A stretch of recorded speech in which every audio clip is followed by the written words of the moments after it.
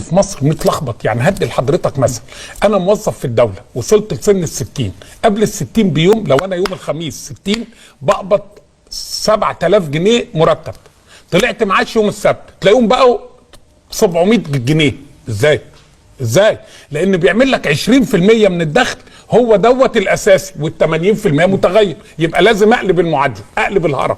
زي ما قلنا الكلام ده مئات المرات يا سيدي الفاضل، ال80 85% هو اللي يبقى الثابت. طب الحل ان انا اغير نظام الاجور. المشكله احنا قاعدين بنرقع يا استاذ عمرو في الجاكيته، نجيب نوبه الياقه هنا، نجيب الكم ده يعدله ده هنا، ده ترقيع. يا سيدي الفاضل الغي الكلام الفارغ اللي موجود ده، اعمل نظام واحد للاجور. نظام الاجور عندك اعفاء ضريبي كده مقرر على الاقل 18000 جنيه في السنه للاجور، يبقى اللي بيقبض 1500 يعني راجل مستوي، يعني راجل شحات يقعد في قلب البيت ما يدفعش الضريبه اللي ليه، ابقى انا زودت الدخل. الحاجه الثانيه يبقى في حد اقصى، انت مش عاوز عندك حد اقصى تعمله، يبقى تمشي وفقا للدستور. عاوز تلغي الحد الاقصى، مش كده؟ نلغي الماده دي من الدستور ونعدلها ونقول الضرايب هتبقى متزايده مع الدخل اللي موجود. دكتور، ما دون ذلك يبقى انت ما بتعملش نوع من انواع العداله. بس عاوز ادي لحضرتك رقم، في ناس في مصر لحد الدقيقه اللي انا مع حضرتك فيها دي في وزاره الزراعه موظفين بيقبض في الشهر كل دخله 43 جنيه و70 قرش. 43 جنيه في الشهر و70 قرش قيمه المرتب وقيمه الحوافز وقيمه البدلات.